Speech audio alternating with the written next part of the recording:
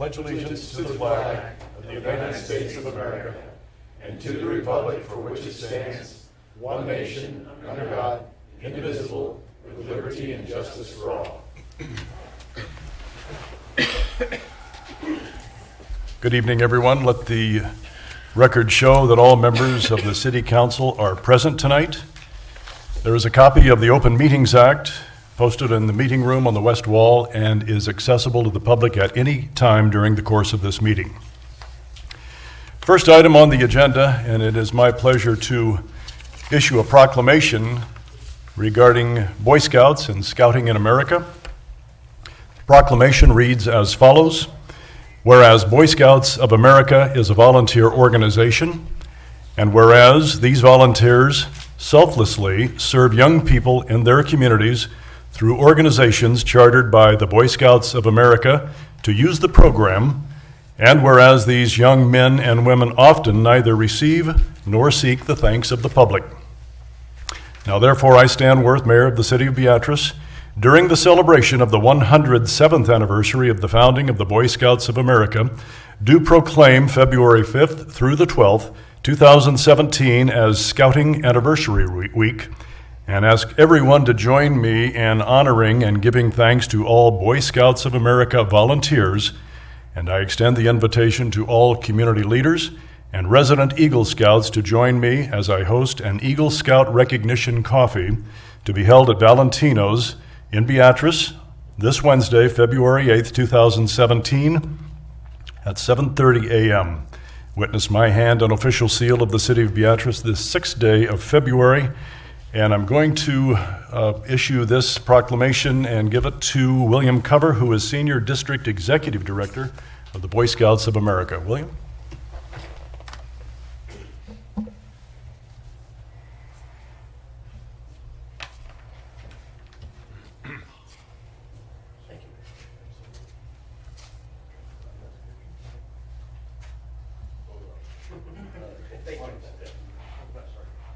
As Mayor Worth said, thank you, Mayor. As Mayor Worth said, this is the 107th birthday of Boy Scouts of America, and we do invite you to join us here this Wednesday down at the Primavera Room at Valentino's for a little coffee and rolls and discussion about Boy Scouts.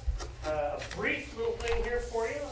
There were 32,629 service hours provided to the 16 counties that the Cornhusker Council serves by Boy Scouts, Cub Scouts, Ventures, and adult leaders in 2016. 80 Eagle Scouts joined the ranks in 2016, and of those 80, 6 of them were from the Gage County area. So, please join us on Wednesday to learn more about scouting, and thank you very much. Thank you, William. Next item on the agenda is the consent agenda. All items under the consent agenda are considered to be routine by the City Council and will be enacted by one motion. There will be no separate discussion of these items unless a council member or citizen so requests. First item on the agenda is approve agenda as submitted. Item B, receive and place on file all notices pertaining to this meeting. Item C, receive and place on file all materials having any bearing on this meeting. Item D, approval of minutes of regular meeting on January 16th, 2016, as on file in the City Clerk's office. Item E, approval of minutes of work session on January 23rd, 2017, as on file in the City Clerk's office. Item F, approval of Treasurer's reported claims in the amount of $202,617.93. Item G, approval of Boswell report of claims in the amount of $30,505.39. Item H, approval of change order number 1, increase in the amount of $3,522.47 to R.L. Tiemann Construction Company for Grant Street improvements, 2016, as recommended by the Board of Public Works. Item I, approval of change order number 2, a decrease in the amount of $10,449.59, and final pay request in the amount of $13,071.46 to R.L. Tiemann Construction, Inc. for the Grant Street improvements, 2016, as recommended by the Board of Public Works. Item J, award bid for the 6th and Industrial Row intersection improvements, 2017 project to R.L. Tiemann Construction, Inc. in the amount of $108,749.81 as recommended by the Board of Public Works. Item K, award bid for the Armor Coating Paving Project 2017 to Top Coat, Inc. in the amount of $45,776.90 as recommended by the Board of Public Works. Item L, resolution number 6012, amending the agreement with On-Site Health Diagnostic LLC to offer voluntary optional prostate and thyroid screening during health screening for full-time employees in 2017. Item M, approval of Beatrice Plus funding requests from the Leadership Beatrice Class Number 11 in the amount of $750 to create 3 Little Free Libraries. Item N, approval of Beatrice Plus funding request from Keep Beatrice Beautiful and the Nebraska National Guard Historical Society in the amount of $1,500 to develop and construct a Nebraska National Guard Museum satellite exhibit known as Gage County Citizen Soldiers. Item O, resolution number 6013, appointing Aaron Chadwick to the Beatrice Plus Advisory Board. Item P, resolution number 6014, appointing Andrea Schaefer to the Beatrice Plus Advisory Board. Item Q, resolution number 6015, reappointing Larry Ramsey to the Beatrice Housing Authority. And item R, approval of special designated license applications from Community Players, Inc. for special events to be held on March 11th, 2017 from 6 p.m. to 10:30 p.m., April 1st, 2017 from 6 p.m. to 10:30 p.m., and April 8th, 2017 from 6 p.m. to 10:30 p.m. at 412 Ella Street, Beatrice, Nebraska. Is there any item that any member from the City Council wants removed from the consent agenda? Rich? J, just for clarification. Item J. Anyone else? Joe? I need to abstain from D. Abstain from D, solely noted. Anyone else? Anyone from the public? Mr. Catlin? Mayor, I move that all the items listed under the consent agenda, with the exception of item J, be approved, accepted, and are ratified as presented. Second. Moved by Catlin, seconded by Kerr, that all items listed under the consent agenda be approved. Your vote, please. And that is approved 8-0. Thank you. Mayor, I move that item J, award bid for the 6th Industrial Intersection Improvements 2017 project, RL Teeman Construction Incorporated, in the amount of $108,749.81, as recommended by the Board of Public Works, be accepted, ratified, or, be approved, accepted, and ratified as presented. Second. Been moved and seconded. Further discussion regarding item J, the 6th and Industrial Row bid. Just for Rich? clarification, the monies are coming out of street fund? Correct. Didn't we have a conversation at one time that we were going to use maybe some LB 840 funds for construction of this thing? That was a discussion at one point. However, due to the current cash reserves in the street department, we moved that project to come out of the street department funds. Okay, that's all I needed to know. I wanted some clarification on it. I Okay. thought, like I said, I thought we were going to use a partial of LB 840 funds, but, all right. Okay. You okay with that, Mo? All right. All right. Sorry, James. No, that's fine. I like it when I come up here and I have to answer anything. Any other discussion? All right, your vote, please. And that is approved 8-0. Next item on the agenda, I brought to the City Council after a program that Tim Hansen provided to our Rotary Club several weeks ago, and I thought it was necessary and important that the City Council also listen to the information that is available to us, and some information that sometimes is a bit startling. I would like to, the full resumes of everybody that is going to make a presentation tonight is in your packet. But just for the TV audience, just a little brief overview. Tim Hansen has been in law enforcement for some 25 years. Prior to that, he served his country in the United States Marine Corps for 28 years, and he is an investigator with the Gage County Sheriff's Department. Also with us tonight is Glenn Parks, who is a prosecutor with the Nebraska Attorney General's Office and is coordinator of the Nebraska Human Trafficking Task Force.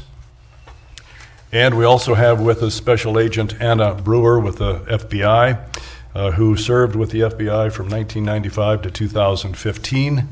In 2009, she was transferred to the Omaha FBI office, where she initiated and led the effort to establish and operate what became known as the Omaha Child Exploitation Task Force, a standing multi-agency task force dealing with sex trafficking and sexual exploitation of children. So with that, I'd invite Tim Hansen, Anna, and Glenn to come forward, and we have your presentation on the screen, and interested to hear what you have to say. Thank you. Thank you, Mr. Mayor, council members. Roger Harris, County Attorney, is here, as well as Chief Lang from the Police Department. We work closely with the Police Department on many issues, and this is an issue that, people need to be made aware that it's out there happening. They may be in Lincoln one day, the next morning they're in Beatrice, then they're in Wymore, then they're on Council Bluffs. And Anna Brewer gave me some materials to present to the Rotary Club, and I'm going to turn it over to Mr. Parks and Anna Brewer for their presentation. Thank you. Thank you, Mayor, Councilman, for inviting us here. We'll be quick. I just want to just thank you, first of all, for the opportunity to raise this issue. We're talking about human trafficking, which is a kind of a new phrase, new term that we've been hearing, but really it is slavery. It's modern day slavery. Now, I know what you guys are thinking. You're thinking back to your high school history class, and wasn't there Abraham Lincoln? Didn't he proclaim the emancipation of the slaves? Didn't we fight a civil war? Didn't we have an amendment to our Constitution that we ratified that says neither slavery nor involuntary servitude shall exist in the United States? And that is true. This ended slavery in the open.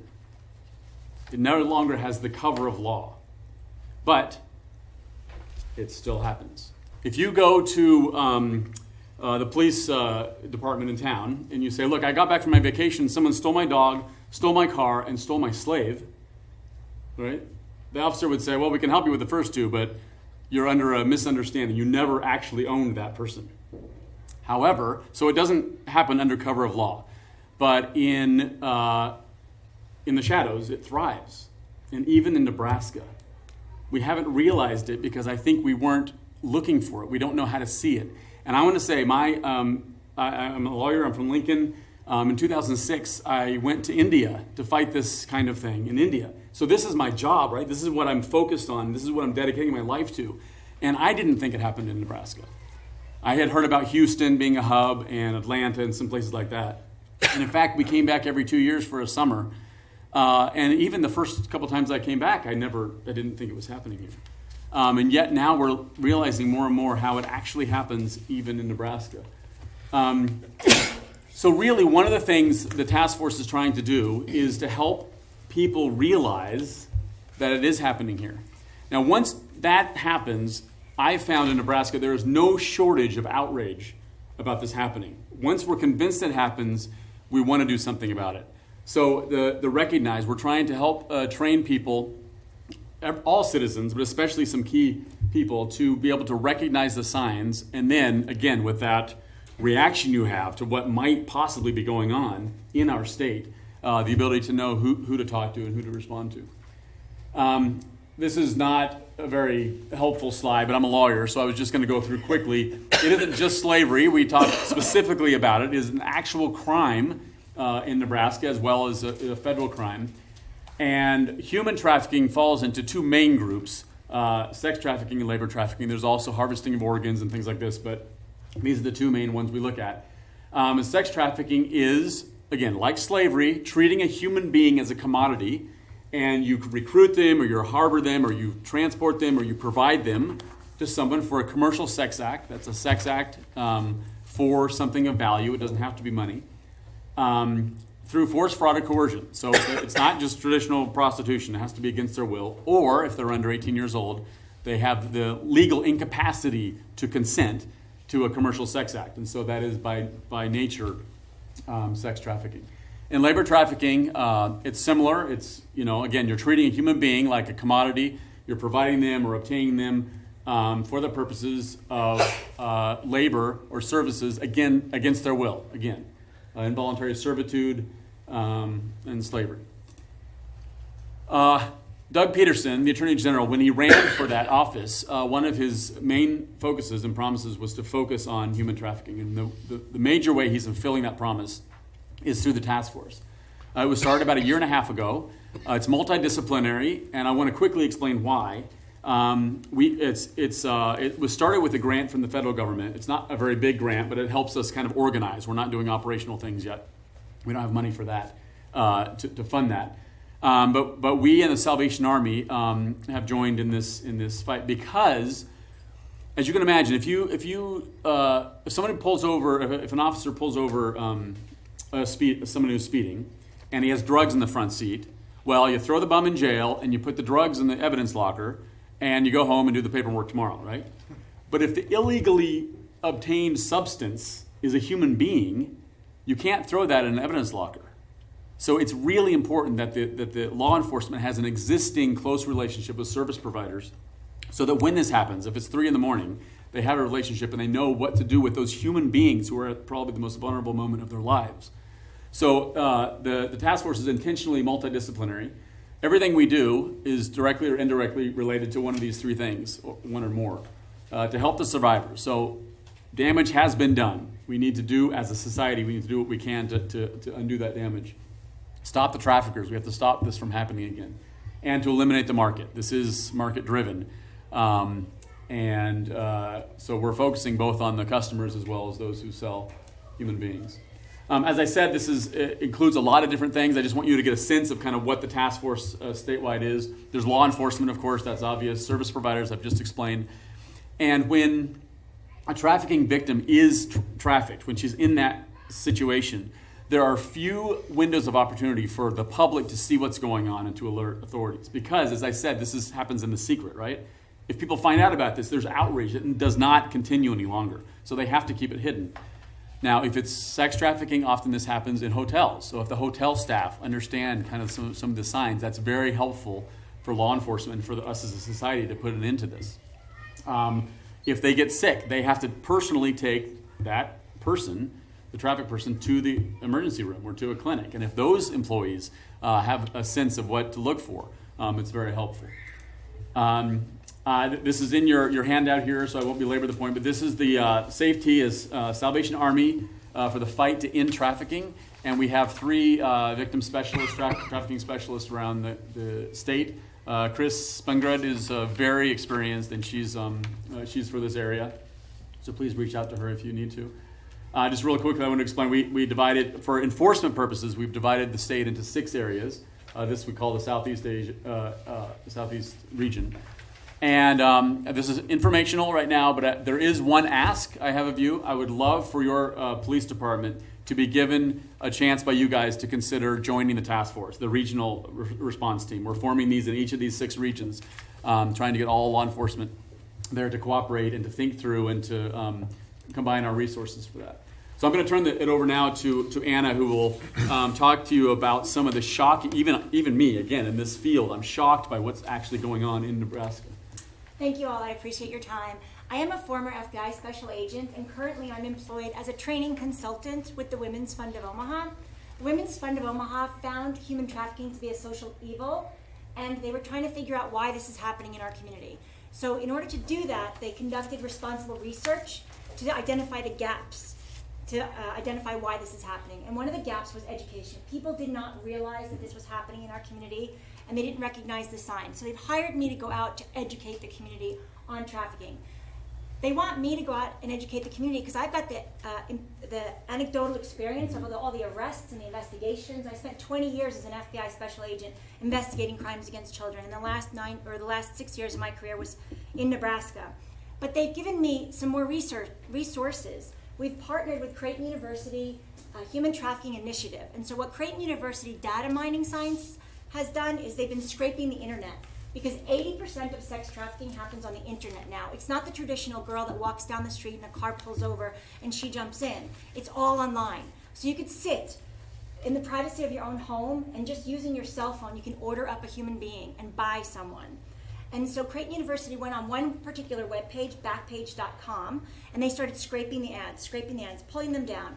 They used algorithm and syntax and other scientific methods to vet and sieve these advertisements so that they have very conservative figures, so that they're not counting the same girl for sale 3 times. If she's advertising a pink dress one day, a green outfit the next day, and a black outfit the next day, the computers know that that's the same person. So we have very, very conservative numbers. Yeah, it's this one. Sorry. And so here's an example of a Backpage ad, and what's really, really right there, very concerning to me as a former investigator, is the age 18.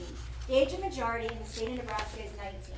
So someone that's going to advertise extra small, extra tight 18, want a good time with a tiny baby, just turned 18 yesterday, that means to me that they came from outside of our state, and they brought that person into Nebraska.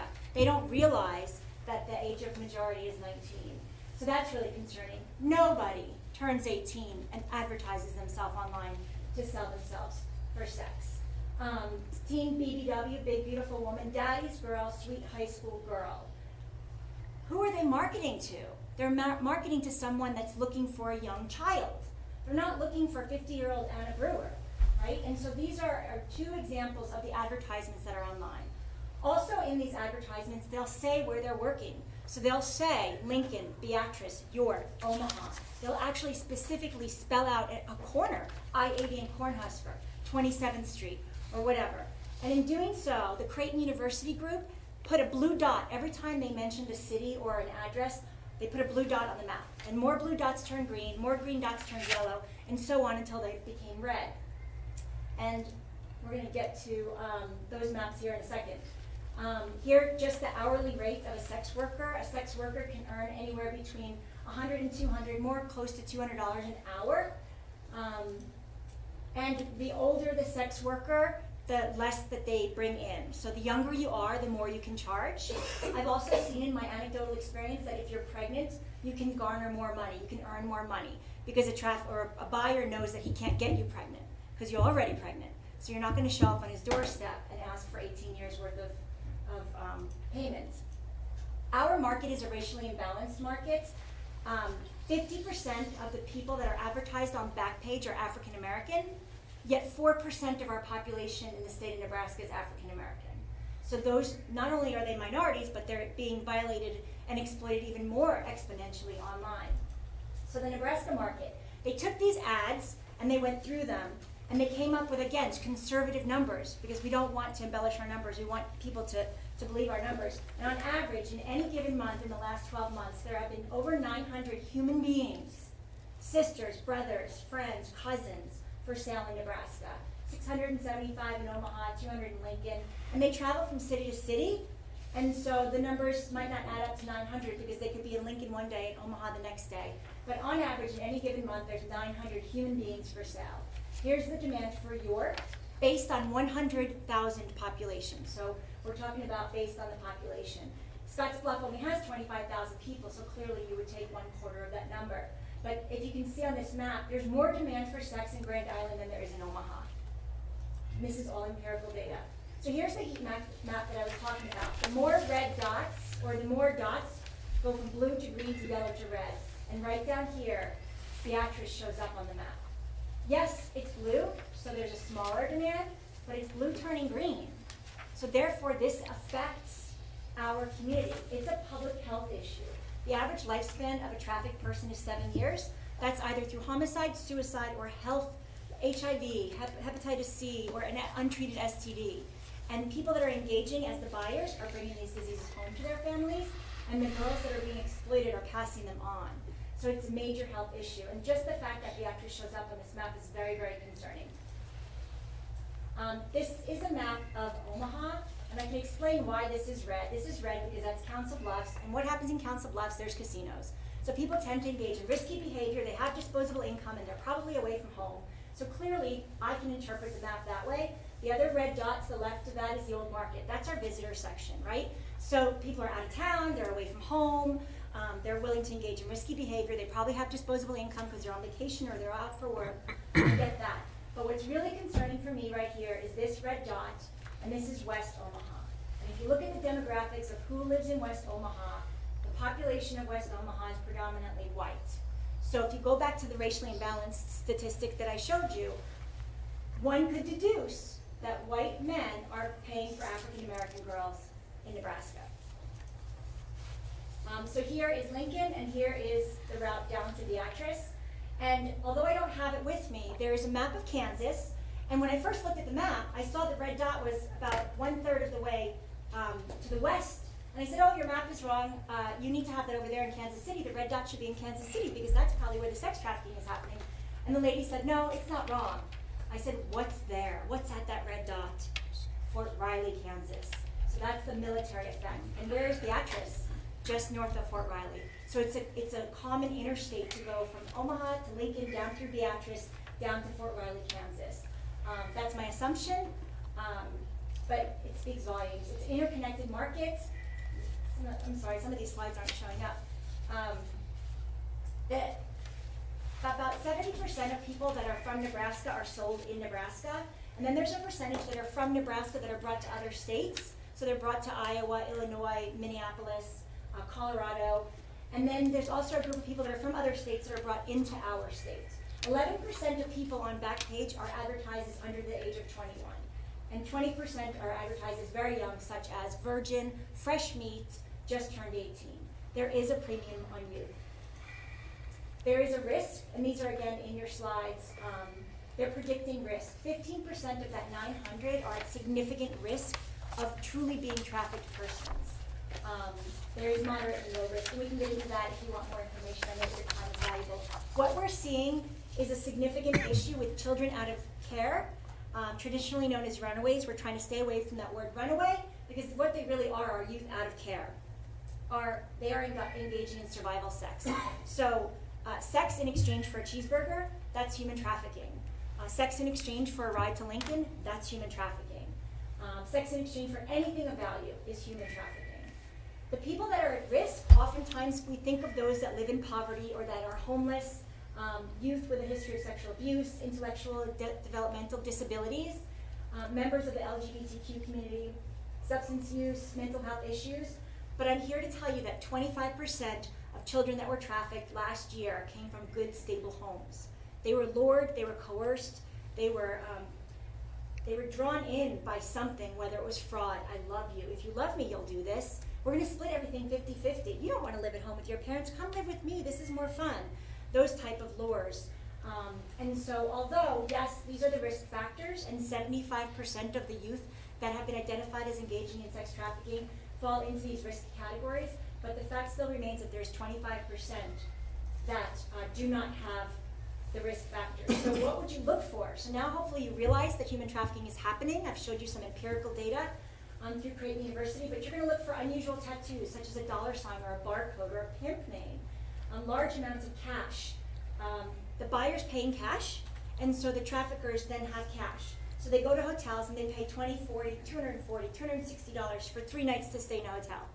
Ask yourself, when was the last time you stayed in a hotel and paid in cash for 3 nights? Never, right? People don't do that. They rent cars in cash. They'll go to a car rental agency and pay in cash.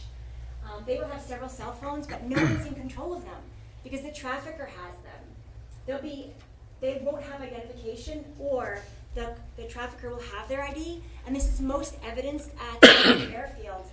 I trained the TSA employees there, and they told me that they observed people coming out to the ticket security, and then just as they're about to present their ticket, they turn to their trafficker and they ask for their ID. And then they get it, and then they hand it over, and as soon as they show it to the security guard, the TSA employee, then they hand it back. I love my husband. My husband doesn't hold my wallet. My husband doesn't hold my ID, right? They have a weekend bag, but they're on a long trip. So law enforcement officers would see something like this. They do a car stop, and 4 unrelated people in the car. Where are you coming from? Philadelphia. Where are you going to? San Diego. When did you leave? Oh, we left on Christmas Eve. That's 6 weeks ago. Where's your luggage? They don't have luggage because they don't need luggage, right? They're rarely left alone. They use the ER as their primary care physician. So for example, any of us have a sinus infection, we call up our physician, we make an appointment, and we go in and we get our penicillin and we leave.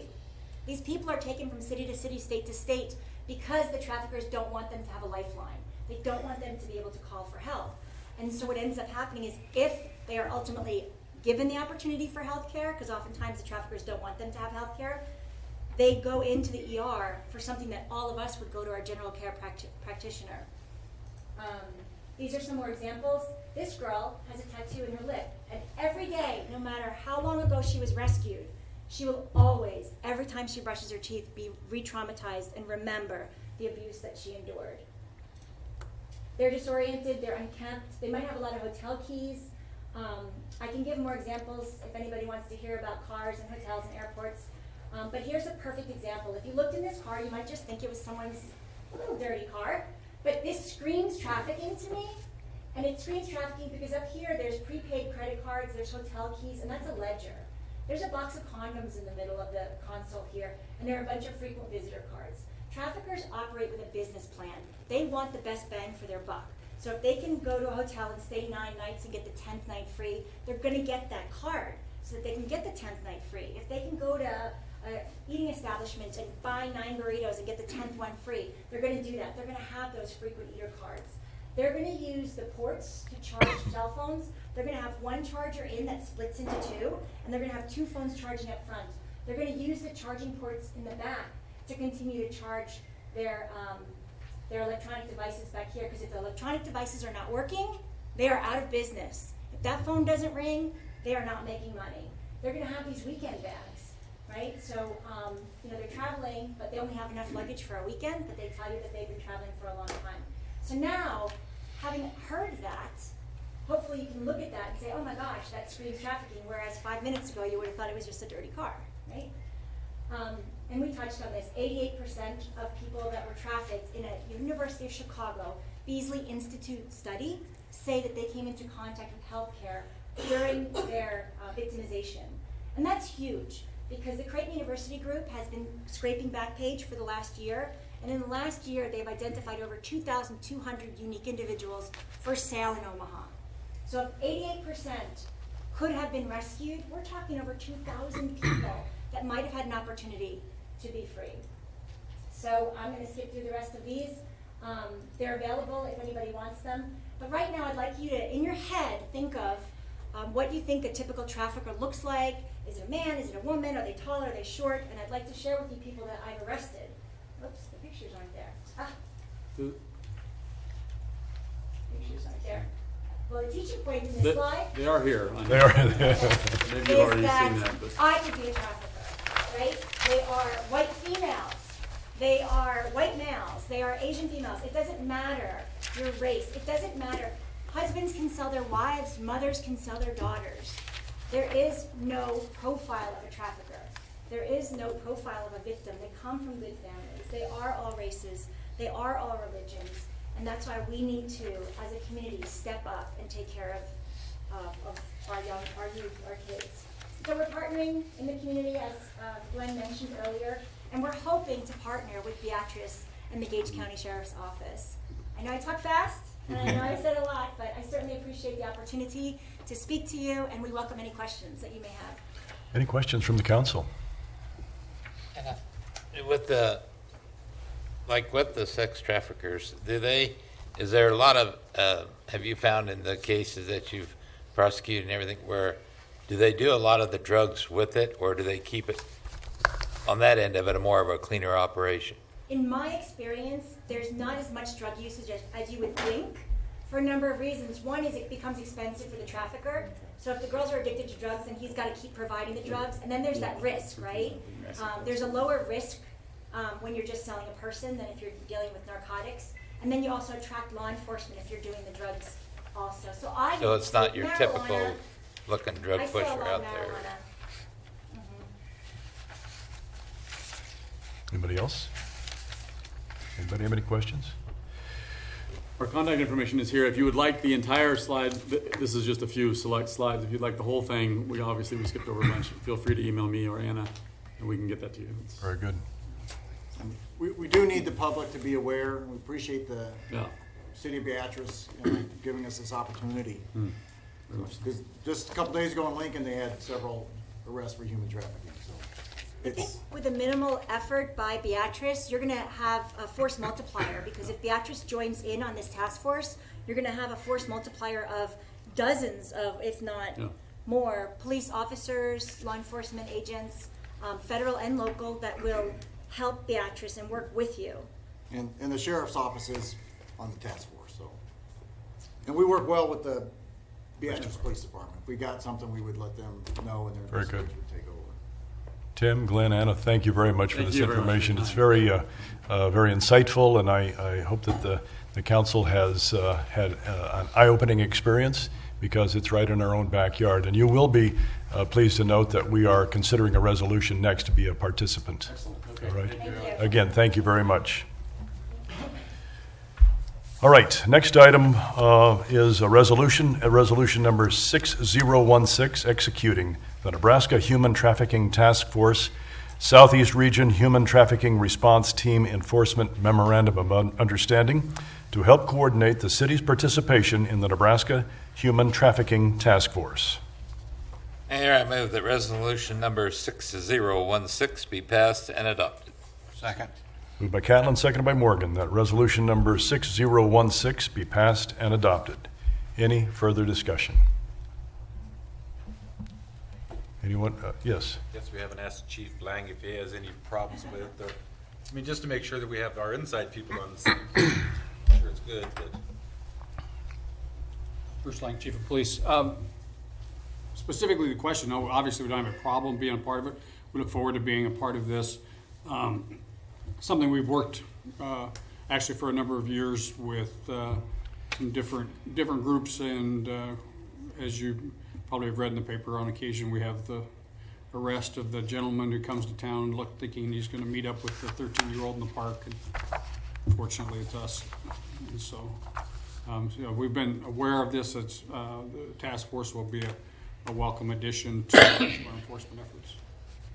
I want to make sure it wasn't a conflict with something else. No, not at all. No, it's a supplement, certainly not a conflict. Anybody else have any questions of the chief? All right, thanks, Chief. Any other discussion from the public? All right, gentlemen, your vote, please. That is approved, 8-0. Resolution number 6016 has been passed and adopted. All right, next item on the agenda is a public hearing. Public hearing for the purpose of considering adoption of Plan Modification R to the redevelopment plan for redevelopment area Plan number 6. This is a redevelopment area for Goosens. As you may be familiar, if you look on page 70 of your packet, you can see a map of the proposed area. It is essentially the area just west of the covered bridge. We designated this as blight and substandard with redevelopment area number 6, I believe. And so Goosens want to move forward with their project to develop residential housing in that neighborhood.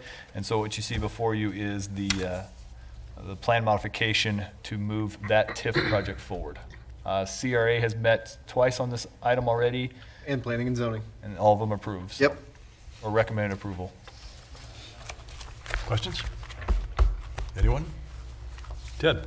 So the parameters of the street, I mean, that's something that, streets that were put in the original part of Flowing Springs aren't what we would have done. Is this, The streets to the west of Covered Bridge will be built to city specs and will be public streets. right? So if they're all public, yeah, I'll ask you later. Okay. I'm good, thank you. All right. Anyone else? Public? All right. Make a motion, entertain a motion to close the public hearing. Mayor, I move that the public hearing be closed at 7:39 PM. Moved by Catlin, second by Billsbach, that the public hearing be closed at 7:39 PM. Your vote, please. That is approved, 8-0. Next item on the agenda is a public hearing on the 1- and 6-year street plan. Who wants to take this? Mr. James and Jason, you guys want to come up Yeah. and cover your 1 and 6 year? And that's on what page? 99. Thanks. Gentlemen? I guess I'll start off real quick. Jason and I Jason and I work on this together pretty extensively. I'm just going to hit the main projects that the engineering department has had some involvement with, and then I'll turn it over to Jason, but we can both answer your questions later on if you have any. The major projects I'm going to talk about in the 1 year, of course, we already discussed tonight, is Industrial Row. You've already awarded that project to R.L. Tiemann, so of course that needs to be included on our 1 year plan. There's 2 projects on the 1 year plan that are kind of coupled together that is generated by the Hendricks Genetics, or the new hatchery that's being built. That is Ridgeview Drive and Tegmeyer Lane. Those we have to extend the roadway to get access into the property. So of course we need to include that project on our 1 year plan. And then also you'll need to know about the Second Street improvements. There's 2 components to that. One is the Second Street improvements from Court Street to Ella, which is for the museum itself. And the other one is extending it from Ella to Grant Street. So those are the main projects that the engineering department are involved in. And so that's why I'm here to discuss them or answer any questions regarding those. The only other big project on the 2 year plan that I have some involvement with is, and I guess Jason or Tobias can talk about this a little bit more in depth later, but is Highway 77. NDOR has approached us and talked about a future project that they'd like to do, which would extend basically from Industrial Road north to our city limits. And with our agreement that we've assigned with NDOR, there's a cost share formula that they apply to those improvements, and there's a large portion of that is our share, almost $900,000. So we've just shown that project in here. We're trying to take steps to budget that so it doesn't cripple Jason and his maintenance that he needs to do. But in essence, Jason, I view this program as the 1 and 2 year are really essential in what we program for the next 2 years. Other than that, it's a moving document. It's constantly changing depending upon what our needs are for the roadway project. So that's my little spill for the projects that the engineering department's involved in. I can answer any questions or just turn it over to Jason for the maintenance portion. So, 17 is going to be a busy year. yes. I have one question. What's that? I have a question. Ted? 25th Street from Lincoln to north. Off 25th from Lincoln Street north. 26th, I think you're thinking about. The gravel road is what you're talking about? 26th. 26th Street. 26th. Are we ever going to have that in the road plan? Um, I ask about it every year, so I'm asking again this year. One of the issues with that particular roadway is the ownership of the property adjacent to it, and the existing buildings that are there now Yep. doesn't allow us with setbacks to fit a road in there the way we'd want to. And there's been some discussion, I think, about people wanting to develop that area, or when they want to sell that. As soon as that happens and those buildings or setbacks can be established, I think we'd be more than happy to make that connection take place. But right now, with the existing utilities and buildings, it makes it very difficult to build a road according to the minimum standards that we'd like to and get it fit in that corridor. Ted, one of the things we're hoping for now that that area has been designated as blight and substandard is that we can get a TIF project to occur in that redevelopment area and use the TIF revenues to help pay for paving a portion of that 26th Street through that area. Yeah, that's the answer. This answer is the one I get every year. That part of the answer is new, so I just bring it back up. It's the same question I've asked for 15 years. So. There's lots on the inside of that. I have no financial connection to them, but there's lots on paved streets in there that aren't being developed, and I think one of the reasons they're not being developed is you can't get to it except you drive on a gravel road. So, there you go. Jason? I think if you take a look just at what we're looking at for armor coats this next year, we do have quite a few armor coats in year 1. We do have a few armor coats in year 2. I'm sorry, we do not have any armor coats in year 2, with the bulk of our money going again to what James had discussed with the Highway 77 project coming in just under $1 million coming out of the street department budget. You will see Bell and Summit Street there be combined, I believe, 4 blocks of concrete reconstruction on those 2 streets, and then you will see we will look to take care of what I call the east half of the truck route north of Court Street. So you're going to see 7th Street from Court to Ella, and then you're going to see Ella Street from 7th to 6th. The mill and overlay on that project to get taken care of. That's the first step. I believe if you look at year 3, you're going to see Right now, year 3 is gonna be what would be west of 6th Street and that area down to 3rd and then back to Court. So we would hopefully in the next 3 years, we'll be able to have the truck route north of Court Street mill and overlaid.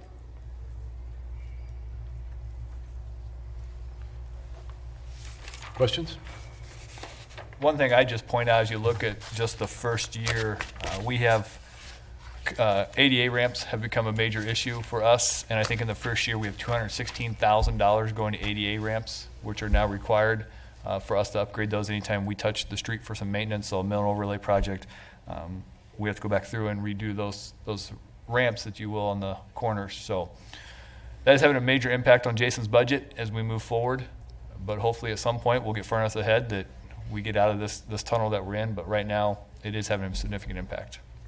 If you'll look at the 5th Street project alone, the mill and overlay on 5th Street, and just slide down and take a look at the price for the ADA ramps. I believe on 5th Street alone, it was 132. about $132,000 for ADA ramps just on the 5th Street mill and overlay. So that's a substantial amount of money for one street. Is it 16,000 an intersection, is that about right? Approximately 16, give or take 16 to 20.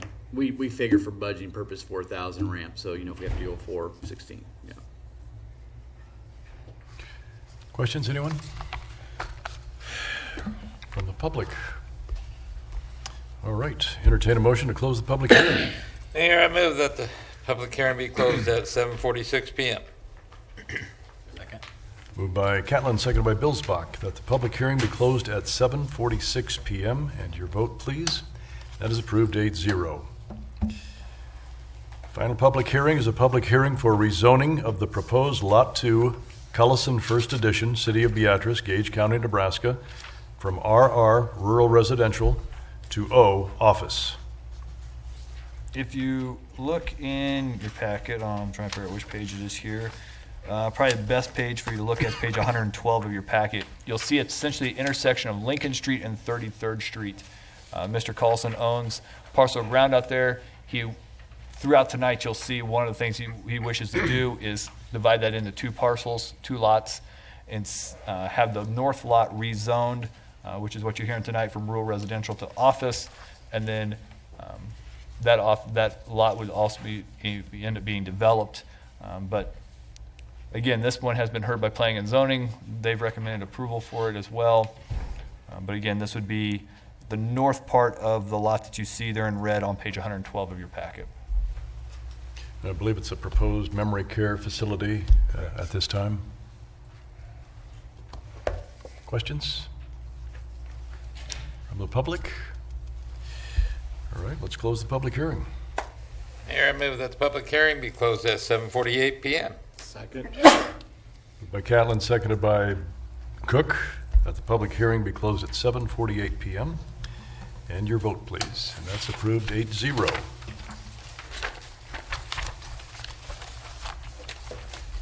Guess I lied. We have one more public hearing. Public hearing regarding updates to Article 5 pertaining to the floodplain development. Tobias? These are changes that we want to make to the zoning article for the biggest one there has to do with accessory buildings. We want to clarify that if you have an accessory building and you want to build it in a floodway, again, the lowest living level has to be 1 foot above the flood elevation. If you wish to go below that, you can, but it can only be for storage. It cannot be for human occupancy. Your utilities have to be above the flood stage. You have to have some flood-proof materials, those types of things. Those are the major changes that we're proposing to Article 5 of the floodplain development. As it stands now, they have to bring it up to the 100-year plan. Correct. If you want to build in a floodplain today, the lowest living level has to be 1 foot above the flood stage. This is only in the secondary flood that we're talking about, not primary. But if it's a non-living unit, then all they have to have is the doors that the water can go through. That's what this would clarify that. That would clarify that. Yes. Good. Questions? Anyone? Everybody okay with that? All right, let's close the public hearing. Mayor, I move that the public hearing be closed at 7:49 PM. Second. Moved by Catlin, seconded by Cook, that the public hearing be closed at 7:49 PM. Your vote, please. And that is approved 8-0. Next item on the agenda is item 4, resolution number 6017, adopting Plan Modification R to the redevelopment plan for redevelopment area plan number 6. Mayor, I move that resolution number 6017 be passed and adopted. Moved by Catlin, seconded by Kerr, that resolution number 6017 be passed and adopted. Again, this is the Goosen development. Any further discussion from the public? And your vote, please. That is approved 8-0. Resolution number 6017 has been approved. Next item is item C, resolution number 6018, amending electric service agreement with AEP as recommended by the Board of Public Works. Mayor, I move that resolution number 6018 be passed and adopted. Moved by Catlin, seconded by Billsbach, that resolution number 6018 be passed and adopted. Tobias? As you know, we currently have a contract with AEP that provide us energy from 2019 through 2023. We made contact with AEP, and they were willing to extend that contract to 2030 at a price lower than what we had, that we're going to purchase from them in 2022 and 2023. So our recommendation is that we move forward with this contract. You lock up your energy price through 2030. I know there'll be some question as to why you didn't sign a long-term contract with MPPD, but you're signing a long-term contract with AEP. To me, I see the biggest difference being is this is a guaranteed price. There is no escalator. You know exactly what you're paying for energy every year forward till you get to 2030. With MPPD was unable to offer those terms for you. So I think that's the biggest change as to why we'd recommend this contract. When you start looking at what does this mean, obviously we still have to hammer down capacity. I mean, that's still an open issue. We've got to come up with a solution there long-term. As you know, short-term we're buying capacity from LES on a short-term basis. If we're able to acquire capacity for $20 a megawatt hour, your total cost then is about $58.95. In 2015, MPPD was charging you $66.81 per megawatt hour. So when you figure out those savings, it's about 12% savings based upon the 2015 numbers. Your capacity you're buying from LES is much lower than $20, about half of that. So if you can get down to about $10 a megawatt hour, your savings jump to about 26% per year as you move forward. And those are compared to MPPD's numbers from 2015. In dollars and cents, that is? 12% is about $1.3 million per year. If you get to the 26%, you're at about $3 million per year. Now, one thing you have to keep in mind is you're a wholesale customer of MPPD in 2017 and 2018. So you don't see those savings yet. 2019, you drop down to a 70% customer of MPPD. In 2020 and 2021, we're not real sure what percentage we are of MPPD yet. That's still being decided by the courts. It could be 60%, it could be 30 or 10%. That's still being debated. 2022 is when you're finally gone from MPPD and out on the market completely. Ted? I'm going to vote against this, not because I don't have. So the things on this that I really like the cost of it. I like the locked in. I understand that. One of the reasons I was willing to go away from the other contract was because of the length of it. I didn't like the long-term part of it. Obviously, I haven't had the same amount of discussion time with this as the Board of Public Works. I understand their recommendation, but for the simple reason that we're locking this in for such a long term is the reason I'm voting against it. Energy use in the United States, Southeast Nebraska, all of this is a huge moving target. You look at what was available 5 years ago, 10 years ago, we have so much more available today. We talked to the consultants here, we talked to us about wind. Even in the state of Oklahoma, there's some places that they're getting kilowatt hours for 2 cents because of that. Hands are being untied for all the green energy. We don't know. Is this probably going to be a good deal through 30? Yeah, but I'm uncomfortable with the long-term contract. It was one of the big sticking points I had with the other, and I'm going to vote against it. So I've said my piece. Rich? Should the price drop during this, will they drop our Will they drop our price? No, you have a price guaranteed at a certain number. So if it goes up or down, It stays the it same. stays the same. Okay. Any other comments? From the public? All right, your vote, please. That is approved 7-1 with Councilman Fairbanks voting no. Resolution number 6018 has been approved. Next item is item D, resolution number 6019, approving the issuance of bonds for the purpose of meeting the airport authority's portion of the cost of constructing improvements and additions to the existing airport facility. Mayor, I move that resolution number 6019 be passed and adopted. Moved by Catlin, seconded by Party, that resolution number 6019 be passed and adopted. Tobias? At the work session, you heard the report from the airport authority and their engineer about improvements to the next runway that they need to make.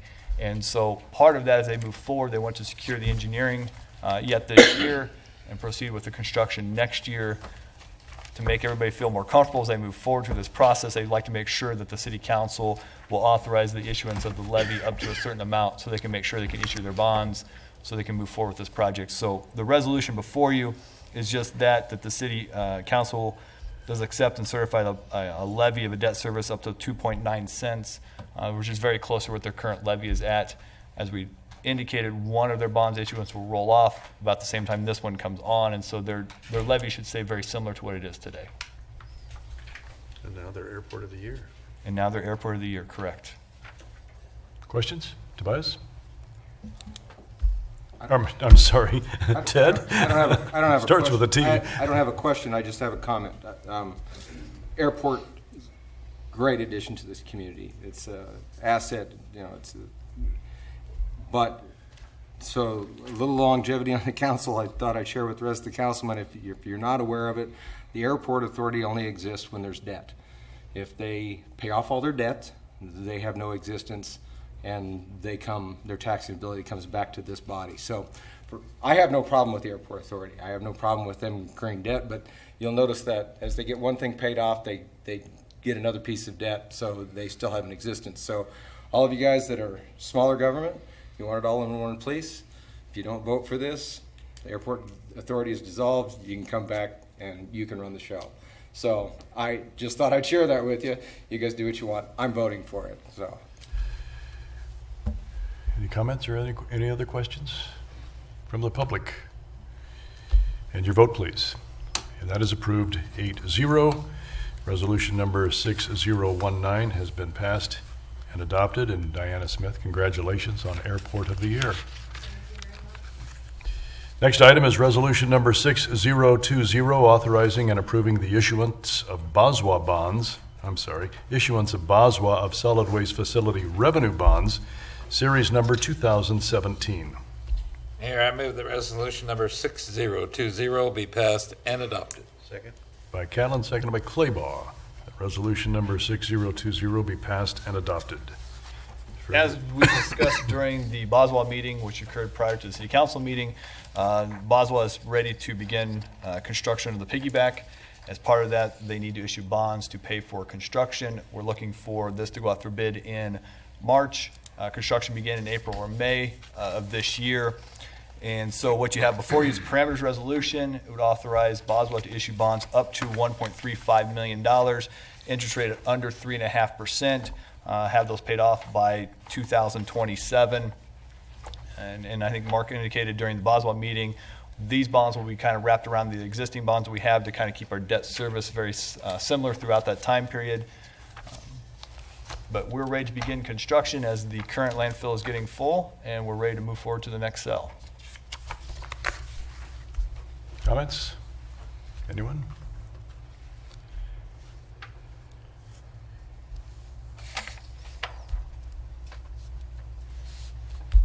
Anyone?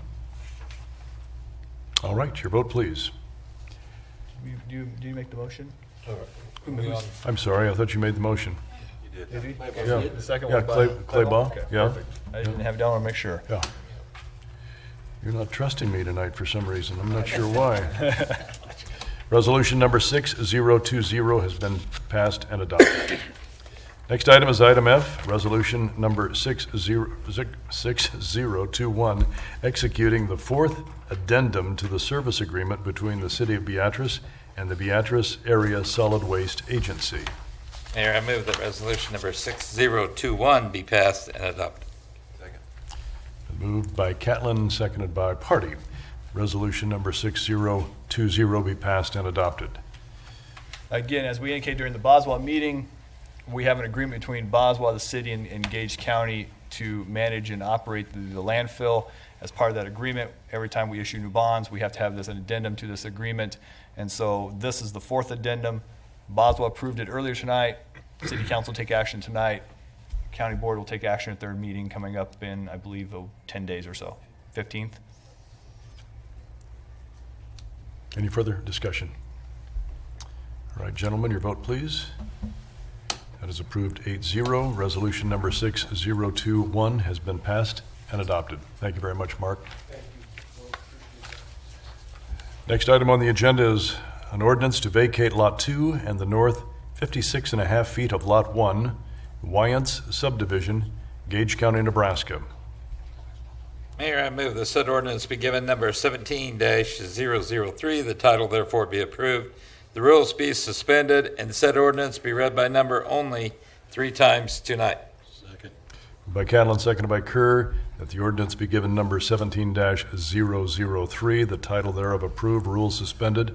The ordinance be read by number only 3 times tonight. A motion to suspend the rules is not debatable. Your vote, please. That is approved 8-0. Ordinance number 17-003 by number the first time.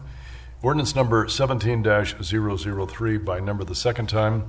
And ordinance number 17-003 by number the third and final time. Mayor, I move that ordinance number 17-003 be passed and approved. Moved by Catlin, seconded by Morgan, that ordinance number 17-003 be passed and approved. Any further discussion? Again, this is just a series of things that we talked about during the public hearing. The first thing you'll see is the vacation. The next thing you'll see is the replat. And then the next thing you'll have is the rezoning. So all these occur with Mr. Carlson's property up there by BSCC as part of that process. Any questions from the public? All right, your vote, please. That is approved 8-0. Ordinance number 17-003 has been approved. Next is an ordinance approving the plat of Cullison First Edition, City of Beatrice, Gage County, Nebraska. Mayor, I move that said ordinance be given number 17-004. The title therefore be approved, the rules be suspended, and said ordinance be read by number only 3 times tonight. Moved by Catlin, seconded by Party. The ordinance be given number 17-004, the title thereof approved, rules suspended, and the ordinance be read by number only 3 times tonight. Again, the motion to suspend the rules is not debatable. Your vote, please. That is approved 8-0. Ordinance number 17-004 by number the first time. Ordinance number 17-004 by number the second time. And ordinance number 17-004 by number the third and final time. Mayor, I move that ordinance number 17-004 be passed and approved. Moved by Catlin, seconded by Kerr, that ordinance number 17-004 be passed and approved. Any further discussion on this item? From anyone? Public? Your vote, please. That is approved 8-0. Ordinance number 17-004 has been approved. Next item is an ordinance to amend the zoning map for the City of Beatrice, Nebraska by changing the zoning of Lot 2, Cullison's First Edition, City of Beatrice, Gage County, Nebraska, from RR, Rural Residential, to O, Office. Mayor, I move the said ordinance be given number 17-005. The title therefore be approved. The rules be suspended and said ordinance be read by number only 3 times tonight. By Catlin, seconded by Party, that the ordinance be given number 17-005, title thereof approved, the rules suspended, and the ordinance be read by number only 3 times tonight. Motion to suspend the rules is not debatable. Your vote, please. And that is approved 8-0. Ordinance number 17-005 by number the first time. ordinance number 17-005 by number the second time, and ordinance number 17-005 by number the third and final time. Mayor, I move that ordinance number 17-005 be passed and approved. Second. Moved by Catlin, seconded by Kerr, that ordinance number 17-005 be passed and approved. Any further discussion on this item? Your vote, please. And that is approved, 8-0. Ordinance number 17-005 has been approved. Next item is an ordinance amending Article 5 of the zoning ordinance number 19-13, beg your pardon, 94-13, as such ordinance relates to floodplain development. Mayor, I move that said ordinance be given number 17-006. The title therefore be approved, the rules be suspended, and said ordinance be read by number only 3 times tonight. Moved by Catlin, seconded by Billsbach, the ordinance be given number 17-006, the title thereof approved, rules suspended, and the ordinance be read by number only 3 times tonight. Motion to suspend the rules is not debatable. Your vote, please. And that is approved, 8-0. Ordinance number 17-006 by number the first time. Ordinance number 17-006 by number the second time. And ordinance number 17-006 by number the third and final time. Mayor, I move that ordinance number 17-006 be passed and approved. Second. Moved by Catlin, seconded by Kerr, that ordinance number 17-006 be passed and approved. Any other discussion from the public? And your vote, please. And that is approved, 8-0. Ordinance number 17-006 has been passed and adopted. Next item on the agenda is the public forum. Purpose of the public forum is for the presentation of an item by the general public to the City Council for consideration at a later date. No discussion or action will be taken by the City Council at this time. Anyone have anything for the public forum from the council, from the public? All right, we'll go to discussion and reports. First is a proposed housing development by Prairie Fire, and we have a representative from Prairie Fire. If you would come up, introduce yourself, and I'll let you make your presentation. We're gonna get his presentation up and running here. Okay, good. While that's being brought up, thank you for having me. My name is Nick Yurkovich. I work with Prairie Fire Development Group. We are an affordable housing developer out of Kansas City, looking to expand into several different neighboring states, including Nebraska. We currently have about 500 units, 8 or 9 properties, all throughout Kansas and Missouri. There we go. And what I really want to talk about tonight is just give you a brief overview of the company, what program we're going to utilize to move this, hopefully move this proposed project forward, the actual project itself, and then if you have any questions, of course, those are welcome. Okay. So like I said, we're a development company out of Kansas City. We concentrate primarily in affordable housing. We're vertically integrated, so everything from conception to management and in between development and construction, we own it all, so it gives us some flexibility. The reason we're able to do that, our team background, we have significant experience across various aspects of the real estate industry. Some of them are on this slide here. You'll see we have finance and appraisal experience, urban planning, economic development, site selection, construction, accounting, architecture, market analysis. Our primary focus is on affordable housing with traditional multifamily, workforce housing, senior, as well as historic renovation. We're currently wrapping up 108 units in the Columbus Park neighborhood of Kansas City. We are having a groundbreaking in Newton, Kansas for 63 units next Friday, and we just recently wrapped up another project in Mound Ridge, which is off of Interstate 135, about 25 minutes north of Wichita. That was 42 units.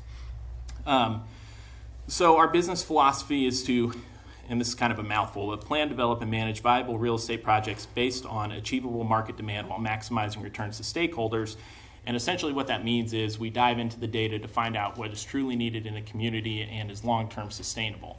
We're buyers of real estate, not sellers, so everything that we develop to this point we own, and we plan to own for a minimum of 15 years based on the tax credit program, if not 30. So when we come to town, we're not going to be the developer that builds something and then flips it out to somebody else. So that's why we really look at what's most needed in the community. And actually, the reason that Beatrice actually was on my radar to begin with is I was looking at different cities throughout southeastern Nebraska that had engaged a market study, a housing needs assessment with an independent analyst in NIFA, the Nebraska Investment Finance Authority, and Beatrice was one of them. So looking through that, there's the need for affordable housing here, which will be shown later in this presentation. So the program is the Low-Income Housing Tax Credit Program. So this is not a subsidized HUD program. A lot of times when people hear low income or affordable, there are a lot of misconceptions about what this project is. This is not a subsidized development. So I just want to make that this clear. It's actually a program that really serves moderate income households. So every single state in the country has their own allocation agency. Like I said before, in Nebraska, it's Nebraska Investment Finance Authority, and every year there's about $45 million worth of this tax credits that are allocated into communities in Nebraska. Beatrice has a few of these developments here in town, but not many. There hasn't been an allocation here in about 15 years. And actually, the most recently constructed development utilizing this program just cycled out of it 2 months ago. So that was about a third of the affordable housing stock that isn't subsidized in Beatrice that was taken off. So given the strong demand that's clearly here for this product, we would like to fill that pipeline back up with some additional housing. So we've been awarded housing credits in Kansas and Missouri consistently over the past 6 years. We take pride in the fact that in Kansas City, Missouri, we're consistently ranked number 1 or 2 on the mayor's preferred developer list. I think that's attributable to the ownership's commitment to having a team with a diverse background. So the tax credits, I guess in a broad overview, the way that this system works is when there are applications that are submitted to NIFA, then they go in for the voting process. The ones that win are allocated these tax credits, and then the developers turn and sell them on the open market. So we're able to raise a good amount of equity up front, and because we don't take on such a high debt load, we're able to keep rents lower for moderate income families that need more affordable housing. So we keep the debt service payments lower through the sale of these tax credits, and that's essentially how it works. There is resident criteria for people that move into the developments. First of all, people, if there are income restrictions or if there are market rate units, everyone is treated the exact same. All units are finished to the same level. There isn't a market rate side of the development and an affordable side of the development. Everything is intermingled, so everybody is treated the exact same. Tenants have to prove that they have income to pay rent. So like I said before, this isn't a subsidized development. This truly is a development for working families. The target for us is for renter households not to pay more than 35% of their household income towards rent. And in a later slide in this presentation, you'll see that about 50% of the nation, renter households in the nation, make less than $35,000 a year. And average asking rents since the year 2000 have increased, and average renter household incomes have decreased. So there's this exponential gap. So the need for this type of housing has never been greater.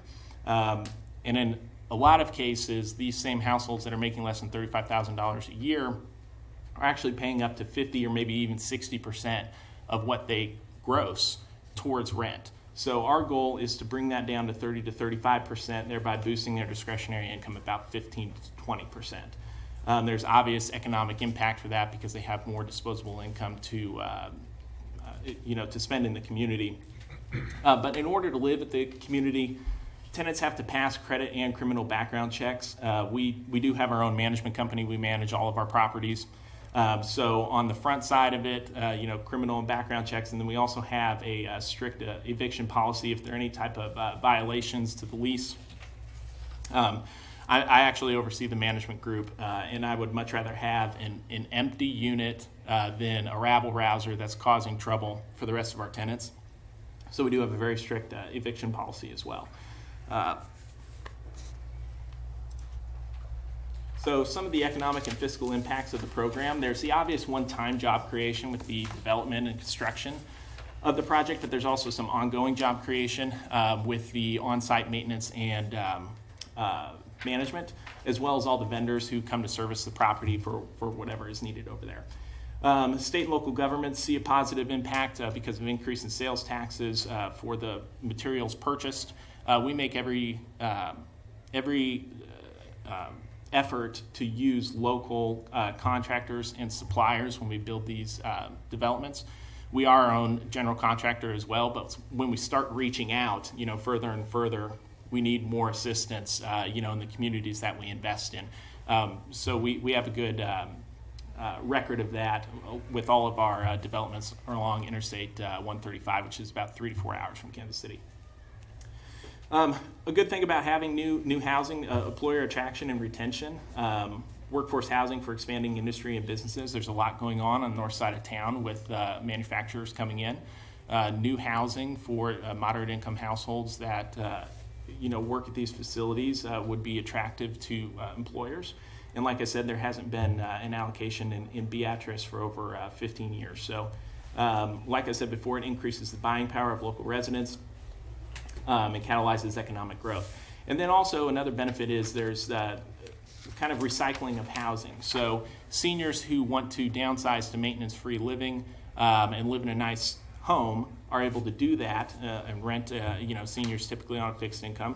They're able to rent something that's affordable and then sell their homes, which they may have been in for a considerable amount of time for those new families coming in or who may be even commuting in but would rather leave Beatrice, but there just isn't a lot of housing available.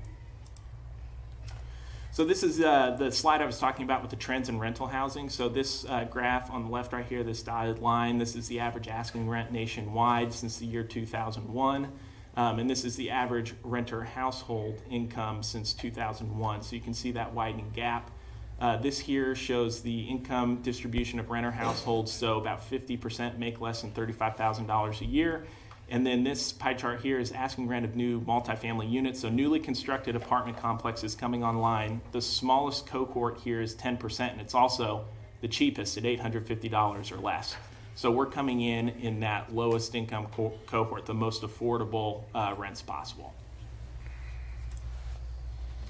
So here's kind of a project overview. So this is the actual site right here. This is over on the east side of town.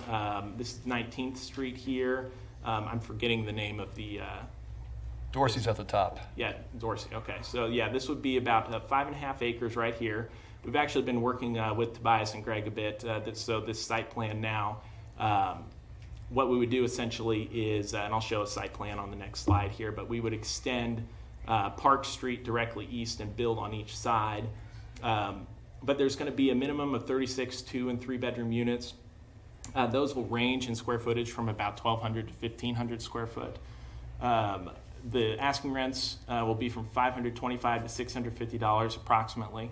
And then estimated total investment is $6.8 million. The amenities, which will include more than what's shown here on the slide, but this is just representative. On-site property management, maintenance manager, clubhouse, playground, extensive landscaping, among others. Each unit will have a garage that's attached at no additional cost to any residents. And then, like I said before, since we own our own management company, we make sure that everything is, up to snuff, and it's not, we're not having to manage a manager. Essentially, it's all up to us. So, like I said, we're long-term owners. One good thing about the tax credit program is not only are we required to inspect our developments every year, NYFA actually comes out with their own asset managers, and they look at the physical condition of the building as well as our file management. In addition to that, our actual investors who buy the tax credits come out and inspect properties. So we're looking at about 8 inspections between us internally and third-party individuals. So this isn't going to be a development that you have to worry about where the landlord is out of town and the physical needs of the property, it starts becoming dilapidated and doesn't look good. Another requirement actually of the investors that we work with is that we keep a capital reserve account equal to about 6 months worth of operating expenses on hand at all times. And that, in this case, would equal about $60,000. So we're always going to have money there for capital improvements or any other physical things that need to be done on the property to keep it in tip-top shape. So this is the site plan here. So this is Park Street that we would extend. This is, since there's a right-of-way north-south here, we don't have to have this. We can certainly eliminate this if we need to. We could either put it over here or we could just take it out. But this is the preliminary setup here from our architect. Clubhouse, playground, community garden, and just basically on the north-south sides of Park Street there, and this new street that will eventually go in right here.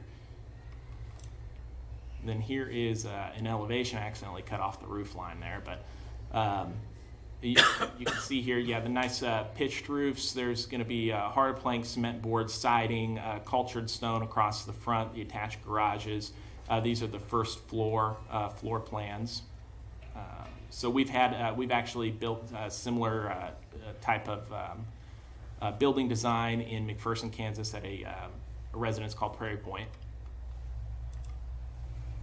So here are some examples of recent projects. So these are some duplexes that we built in Mound Ridge, Kansas here. These are some townhomes, two-story townhomes. This is in McPherson, Kansas at the Prairie Point development that I referenced.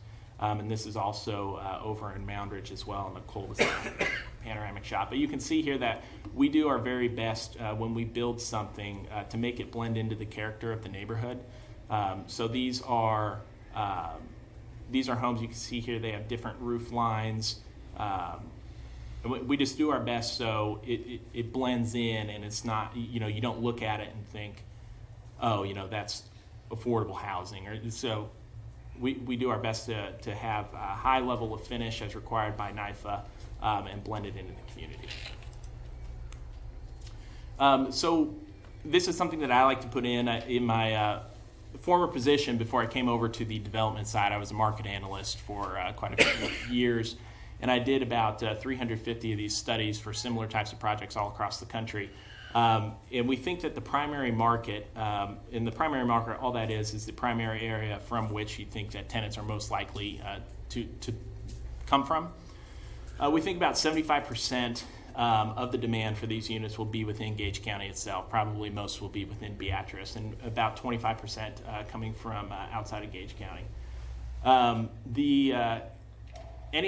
Any analyst or lender or banker or investor, they're going to look at the demographics and they're going to say, hey, what's my capture rate? And all a capture rate is a number of proposed units over the number of income eligible renter households in your primary market. So if we were building 10 units and there were 100 income eligible households, the capture rate would be 10%. The lower amount of people you have to capture, the better, because that means a smaller subset of the population to actually fill your development. Here, with 36 units, the capture rate is 4%, and that's what came from our independent market analyst. So the capture rate shows very strong demand within the PMA, just touching back on what I had referenced earlier. So this next slide, I think, is very illustrative. It's basically, this is an example of the type of occupations that will qualify to live at a development like this. And this is the Southeast Nebraska metropolitan area. This is an area defined by the Bureau of Labor Statistics. It consists of about 10 counties, basically the southeastern corner of Nebraska, outside of Lincoln and Omaha. But you'll see here that the minimum income to live at the development would be about $15,800. It would go up to about $41,000. It could go higher if there were more people in a family. It's adjusted for household size. But you'll see here some of the occupations that would qualify to live here would be child care workers, bank tellers, nursing assistants, pharmacy techs, office administration, sales, firefighters, dental assistants, preschool teachers. So there are a lot of different industries and occupations within these industries where people would qualify to live at this development that we're proposing. And this is a nice graph here too. It shows that the LIHTC eligible incomes represent approximately 45% of the population of Beatrice. So this orange bar, the orange bars are Beatrice, the gray is the national comparison. So that income bracket represents about half of the population of the city here. So that's friends, neighbors, acquaintances. So that's part of the reason why the capture rate is so good. So timeline, February, we'd be looking for a resolution of support from the city. It always helps when we submit our applications to an allocation agency to have the local government behind us. March would be our application. The 21st is actually they've changed it today to the 28th is the deadline. April 21st is the notice of approvals. And then May through June, we do the plating, rezoning, annexation. We've started those discussions, but we'll really get into it at that time if an allocation comes through. And then we'd close in about a 12-month construction timeline. So that is it. And if there are any questions or... Questions, gentlemen? Rich? Have they applied for any kind of TIF funding or anything like that? They have not at this point. I believe TIF funding we will be do part of the intend to. financing. Yes. Too. It has been designated as blight and substandard. In order to use TIF, you have to be annexed. In order to be annexed, they got to file the plat. I mean, there's a lot of steps we have to go through to get there, but that's what they'll be looking to use, yes. So basically from the city, all you're gonna need is that resolution of support and the TIF funding. Yes. No cash. We're not asking for cash. No. Robert? With Like your that. with your project, is there another oversight like from Midwest Housing Equity Group or a group like that for the tax increment financing or the tax yes. breaks? Yes, they're actually a syndicator that we use, and we've Okay. used on 3 of our deals. And who do you use to vet your tenants? We use, well, internally because we have our own management company, but we also use a company called Spectrum. Yep. Okay. Thank you. Yes. Rick? You said this is more for Tobias because I don't know the answer to it. We're just coming off of a 15-year allocation for some area. What area is that? I'm not sure which area that just rolled off. My guess, if I had to pick one, is probably the units that are next to the next to the water park. That would be my assumption, but I don't know that for Yeah, sure. it's, I think Arbor City, and maybe, I don't remember the name of the development, but it's right next to a big park. It's kind of by where there's been some infrastructure that's been put in but not built on, the subdivision over there. It's about, in here, if you look at the site plan, it would be southwest, maybe a quarter of a mile, or southeast, I'm sorry. Okay. Southeast about a quarter of a mile. I know where it is. It's on Arbor Street. Arbor Street. It's the Yep, Arbor. that's right. That development, and they did just come out of the program 2 months ago, and they raised their rent $70 across the board. So as an example, if you have families there that income qualified, I mean, they may not be living there anymore. $70 a month, if you make less than $35,000 a year is significant. Bob? What was the rents again, and does that include utilities? That does not include utilities, but they do get a utility allowance. So utility, we pay water, sewer, trash. They would pay, everything's electric on the property, and tenants would pay for all of that. Utility allowance, I believe, I don't recall the exact number off the top of my head, but it's probably $75 to $125 Okay. in there. Rents are $525 to $650. Ted? I've got 2 of the things I was going to ask. So your 36 different units, are they constructed all at one time? Or Sorry, go ahead. No. I noticed, as you said, that you have them as they are leased, but do you have Section A, wait till it's filled, Section B, wait till it's filled, or do you build them all at once? No, we're going to build them all at once. And then as they finish, some will obviously finish before others, we'd start leasing right away. And we'd start marketing about 90 days before our first buildings were to come online. Okay, you said you have an on-site management? Yes. So you have a manager that lives Exactly. in one of the units? Either they would, well, since we have a clubhouse here, we probably wouldn't have them live in a unit. I mean, we could. We're actually doing that with one of our developments in Moundridge. Right. But they would work at the development. So they'd probably live in Beatrice or one of the surrounding communities. Okay.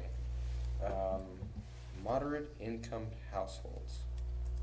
I saw your graph, but how does that fit within, when you measure that, you measure that just within Beatrice, or you measure that within your target area? That's actually, those incomes are over a 10-county area.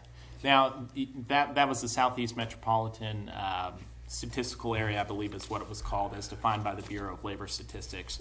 But for the income purposes of this development, it would be income limits that are defined by HUD for this county, for Gage County.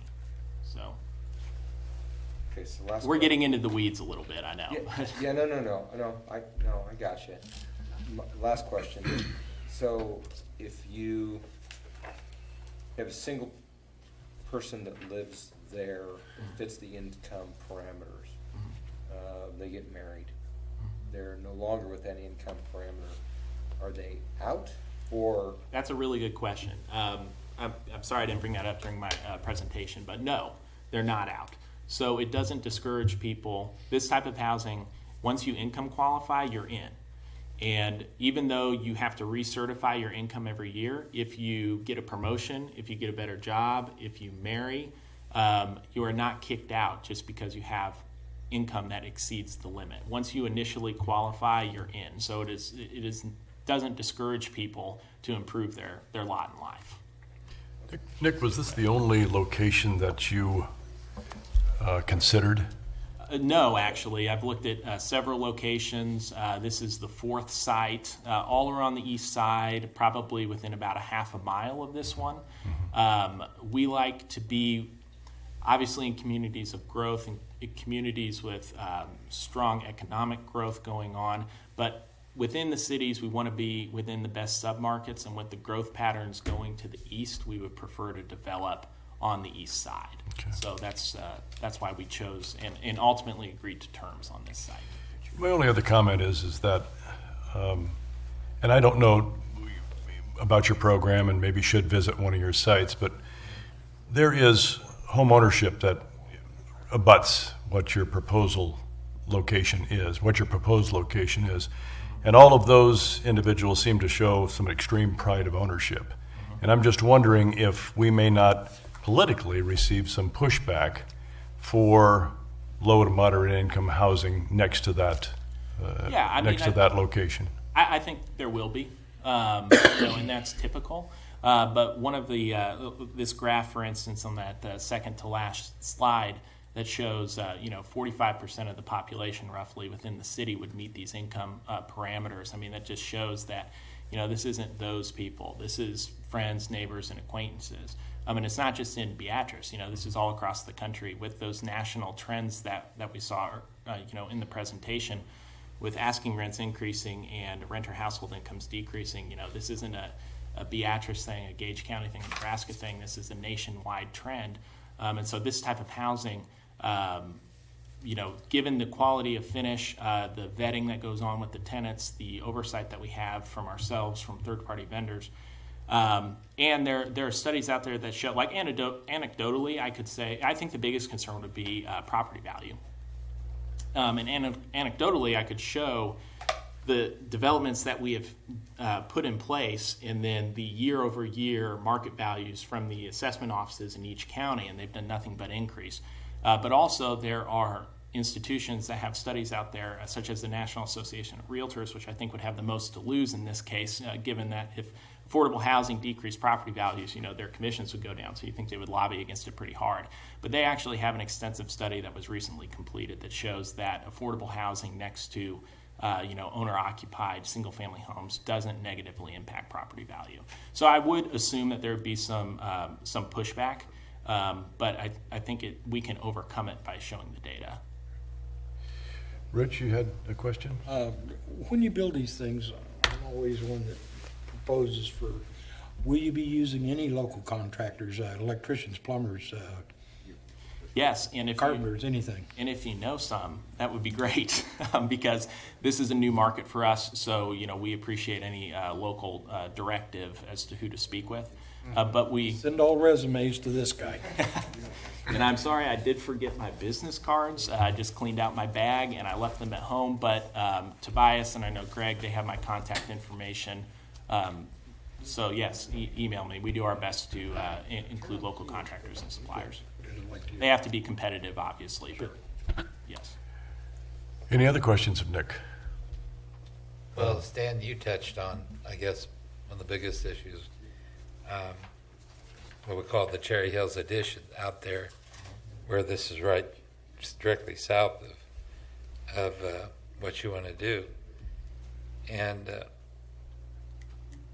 I guess if this was ever to proceed, if we had, I guess, somewhat concrete, actual, what was going up on that property, where the people could really, because I know the phones will be ringing. Yeah. And if there was something where you could show them exactly what's going to be to the north of their properties. Sure. Those type of things. So, there's still some unanswered questions, but I'd go over with you guys on that and see where we go from there. But. Sure. And we'll have a more complete set of architectural drawings once we've been awarded the allocation. It's just hard, because about 1 in 5 allocations is applications is approved by the state. So until we actually have received notice, which will be April 21st again, just for reference. Do you have any other location that was close to it before you decided to finalize on this location? Was there any other location that you thought, it was real close to? Yeah, there were several others. We looked at 3 or 4 other sites within about a half mile of there. And we decided on this one after various discussions with the property owners around those areas. Ted? Yeah, you touched on something about discussions with the state. So if you have someone in Lincoln, Omaha, Grand Island that contacts the state agency and says, this is my income level and there's nothing available there, they send them to you here in Beatrice? I mean, theoretically, if somebody wanted to move from Lincoln. Does that occur in Kansas and Missouri where you've had these? I don't believe we've ever had the allocation agency refer someone to us. I don't think that's happened, but we do have referral agreements with local housing authorities. So, for example, it's common that if somebody is looking for something more affordable, they go to the housing authority, and then the housing authority gives them our information, and they send them to us. That would be really the only governmental entity that I could think of that would have referred us someone. But there is a link on the NYFA website where you can look up all the affordable housing in the state. So, theoretically it could happen. I'm just not aware that it has, at least for us. Okay. Any other questions? Nick, thanks for the presentation. As the timelines get closer, if you could keep us up to date on some of the information, and we'll further discuss it. All right. All right. Thank you very much. Appreciate it. Thanks, Nick. Thanks, Nick. Thank you. Okay. Next item on the agenda is discussion regarding the citywide cleanup program and some recommendations that have come from the Board of Public Works. And Tobias, I'll let you, as manager of the Board of Public Works, proceed. If anybody's been following the Board of Public Works, there's been some discussion about what to do with Clean City Week. The conversation, really started last year after we got done with cleanup. What we've been noticing is more and more people who take advantage of Clean City Week simply put out items that should go in the trash. There are items that are eligible to be picked up by sanitary garbage twice a week. They're not using that. Instead, they're using the street department and the other departments to pick up those items. And so what we have talked about the Board of Public Works is changing that program, and what they have come up with is basically an amnesty program. What we're proposing is making it so that every BPW customer, residential customer, will receive a coupon submitted in their billing, and with that would allow them 3 cubic yards, essentially a pickup truckload of trash that they can deposit out the landfill free of charge on 2 Saturdays. It's April 1st and April 15th of this year. Was when we would look to have the landfill open, I believe from 9 a.m. to 5 p.m. on those days. Largely this frees up Jason's guys and the other departments to continue to do their work rather than going around and picking up the trash that week. Hopefully we don't see the large accumulations of trash and then put on the curb that, as we all know, sit out there for days and weeks on end prior to pickup or after pickup because somebody failed to call something in. So we're trying to address some of those issues. And so that's why you see the recommendation for the Board of Public Works to make these changes to this program. Reason we came to you is largely this is a significant change in the program. We want to make sure we receive your input on this program before we make those changes. And so that's why we brought it to you guys as well. Bob? So how much money will this save in hours? And I got a follow-up question. I think last year, if I remember right, in all the cost. Now, the hard part is cost is the one time we usually never included the landfill's time on this project, but usually just with the street department, 25,000. 25,000. Overtime pay? No, it was all, So they're gonna be there no matter what, so there's no cost to this really. Well, you could look at it as the cost being as Jason and electric and water, everybody else gets involved in it as well. They're not able to go out and do their normal jobs. They have to put those items on hold so they can go out and pick up the trash. I mean, are they working? Yes, they're working. That's very true. But that'd be where you would see the difference is now his guys can go out and do what we hired them to do, rather than. it's taken a week out of concrete work. It's adding 600 miles to my trucks. It's wear and tear. Bob? I guess my follow-up question is, I think this is a unique program to Beatrice, and I think in a lot of respects it is really pretty kind of cool.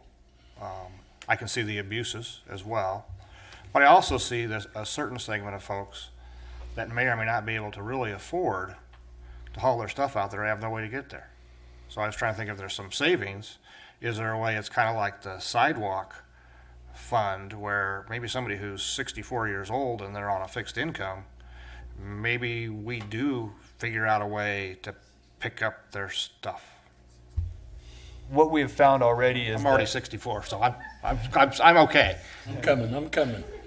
What we've found already is there's been a market of entrepreneurs that have kind of stepped up to fill those voids.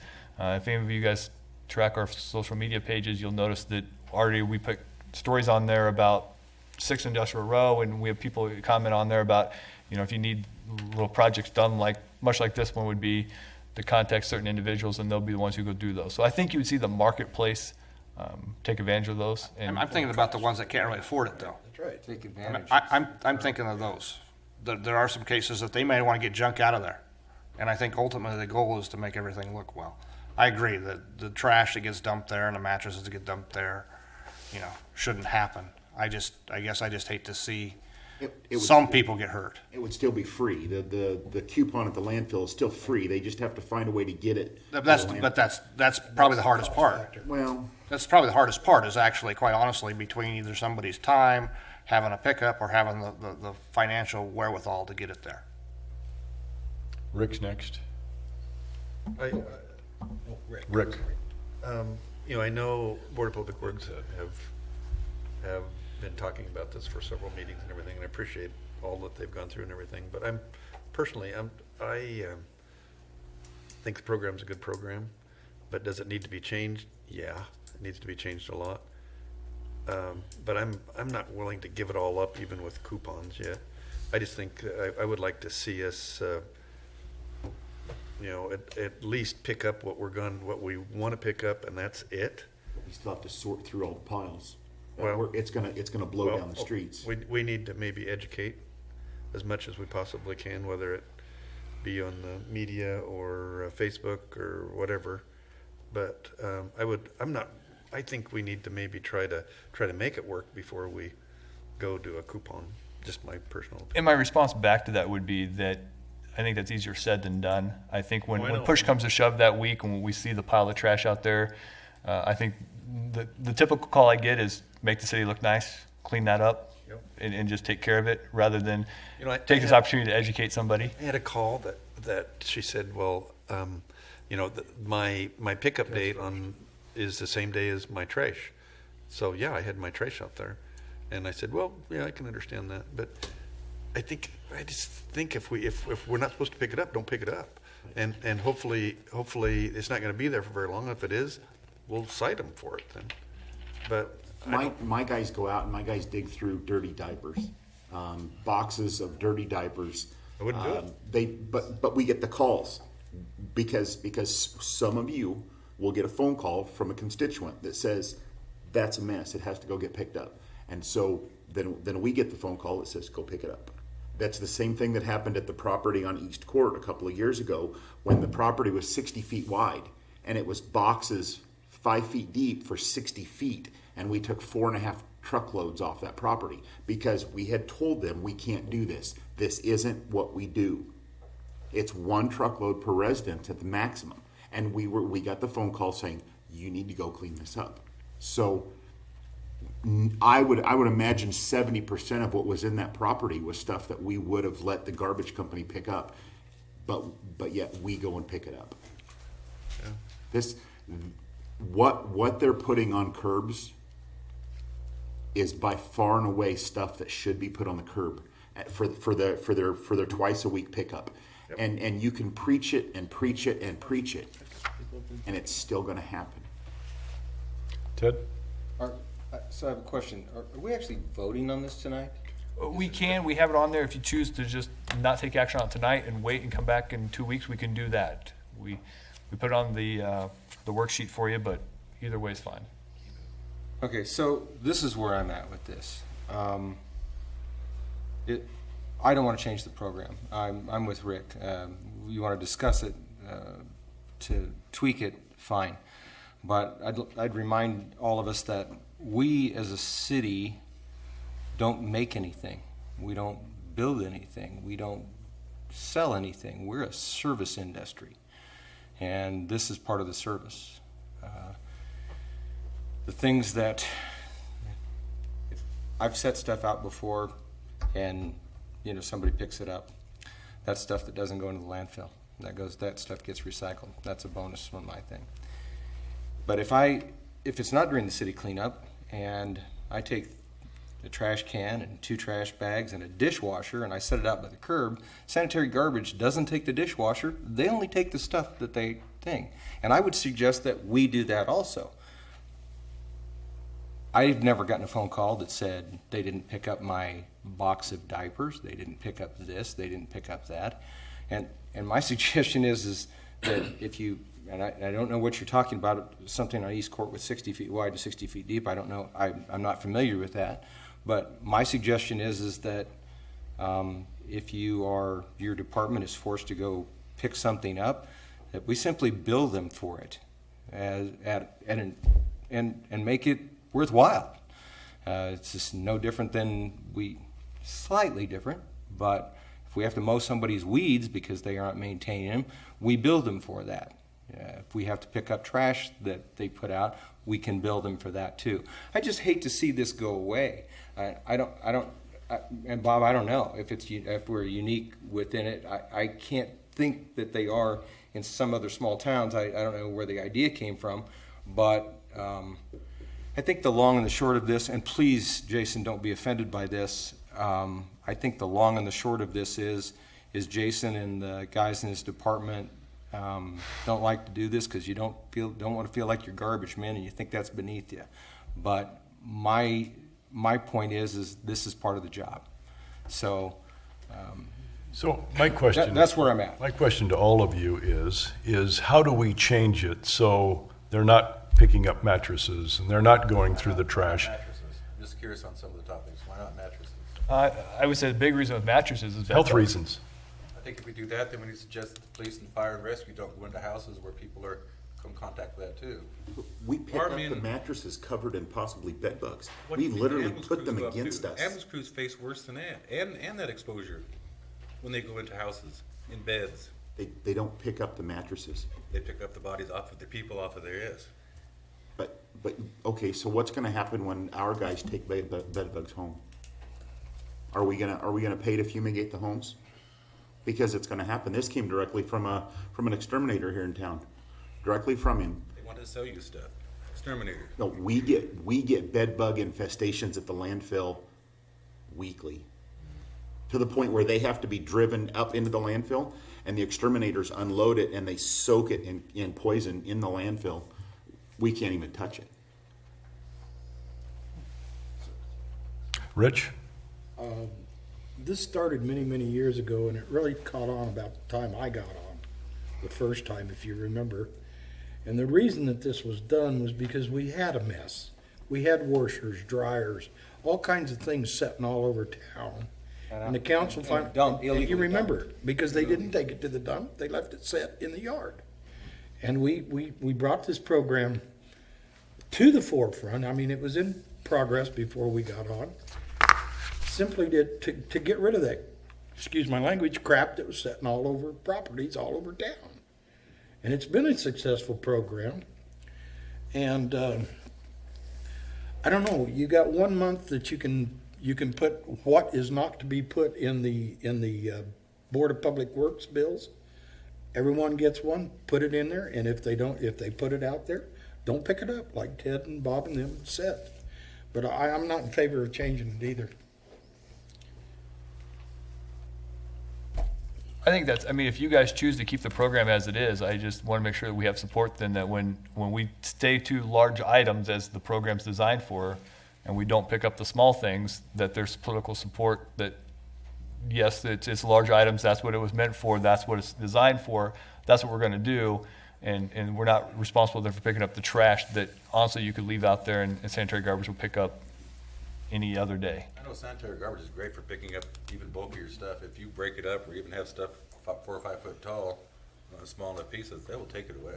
Currently, we are the only municipality in this area that has a clean city where their utilities crew actually pick up the material. Wymore, I believe, Blue Springs and Wymore, they have one. There are a couple other ones around the area where they put a roll-off out in town, and they designate it in town, and they say, it's Clean City Week, here's your roll-off. Whatever you have, you take and you throw in this roll-off. And then the temps from Marysville will pick up Wymore's and they will bring it to us. You don't see other municipalities where they have their utility workers out picking this stuff up. Yeah. But to answer Ted's question, my guys are not garbage men. I know they're not, and that's why I said don't be offended by that. I know they're not, Jason. I get that. But there's nothing wrong with being a garbage man. Trust me. I know them. They're nice guys. This program started in 1989, I believe, something like that, and it has evolved into something that became fractured, and now it's broken. I think if we are going to continue with the program in a citywide cleanup, we need to be very specific on the limitations of what is put out there on the streets. And I'm saying no mattresses. I'll disagree with you, Mr. Party. I think no mattresses simply because of health reasons.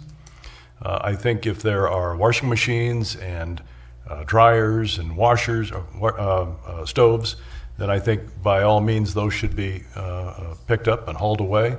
But when it comes to raw garbage and things like that, I think that is unacceptable. I agree. I don't think everybody agrees. So The program has been abused, to the point where we need to do something different. So to that end, if in fact we start the program like it is and continue with it, and somebody starts putting a washing machine out or a couch I suppose is okay, furniture. Actually, they said the recliners, they said the same thing, because you see people that will actually sleep in recliners. Okay. So, but there again, what do you want? I mean, But most of this can be picked up with a uniloader or something like that. But again, some of this is being put on the street side, and all of a sudden, the neighbor's going to put a whole bunch of stuff out there, including raw garbage. I think we need to be very specific, and we need to have the political backbone to support what these guys are doing, and say, if somebody gives you a call and say, well, they didn't pick up my garbage. Not on the list, then. It's not on the list. So I think we need to make a very specific item list of what is acceptable and what is not acceptable. I think we all here agree that it can't keep on going the way it is, and we understand that, Jason, but I think we all also think that there potentially is some really good benefits to the city of Beatrice if we take the things that need to be taken. And I agree, but some of the items that you'll see out there, and some of the items that we will see, box fans, small televisions. I set a 32-inch television out on the curb this last Monday. The garbage guys picked it up. They'll pick up items. The garbage will pick up items like this. But those are items that we will have. We will have box fans and pedestal fans and items like that you would see. Boxes full of clothes. You know, those are the items that can be put on the curb. And we may see a pile the size of this table and 5 feet tall on some locations. And so we will have to sit down and have to have guidelines then. Do my guys set stuff aside to get to something in it that maybe we can take? Or do if we come to a pile that's 75% garbage? I'd leave it. And that's just it. And that's where we have to be. Make it accessible. Just spell it out that it's appliances and furniture and no boxes, no closed boxes. Says that now, We right? tried that. We said no boxes, no bags, no boxes, no bags, no clothing. You can't see into. Nothing you can see in. You know, if we can't see in it, we won't take it. But yet, then we would get the phone calls saying there's garbage blowing down the streets. Go get it. Phone calls from who? In there that you will be fined. Us? No. Well, I think a lot of it's we get phone calls from the people calling in saying, "Hey, you didn't come take our stuff." So then the phone calls they get passed on. We get phone calls every year. I'll get phone calls in the morning. I'll go in and I'll have anywhere from 1 to 5. But you got to realize we might have 250 locations. So for us to have 5 phone calls in the morning saying, "You didn't pick up my stuff. You left my stuff. You scattered it across my yard," or somebody coming through, digging through my stuff, scattered it across my yard now. Are you guys going to pick this up? We get those phone calls saying, "You need to come back and get this stuff." Well, a recliner or a stove isn't going to get scattered across a yard. No, it's not. Yeah. It's not. So my point is, we make it very specific on what we will and what we won't pick up. I agree. Part of the problem is the city of Beatrice, we fall into that between thing. So we're not so big like Lincoln, who doesn't offer something because this is, on a scale of the size of Lincoln, is just be too big. And then you look at the smaller communities like Firth or Hebron that set out a rollout. You have everybody there's a neighbor, and you have this community pride, and everybody helps their neighbors out. We're in that between things, where in Beatrice we're big enough that you may not know your neighbor well, not know them well enough to say, "Would you do this for me?" Or have them knock on your door and say, "Let me do this for you," like you do in a small community. And that's the problem we've got. So this is, like I said, we're a service industry, and I'm with you. But I don't want to see the program go away. And the voucher system or the system with the coupons, that only benefits people that can utilize that. That have a pickup or have someone that has a pickup.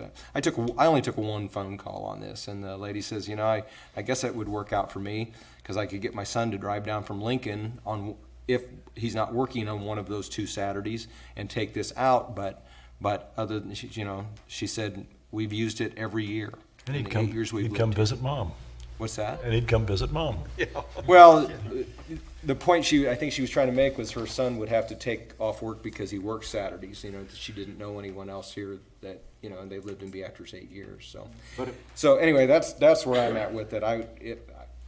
I noticed it wasn't on here to vote on, but I don't want it to go away.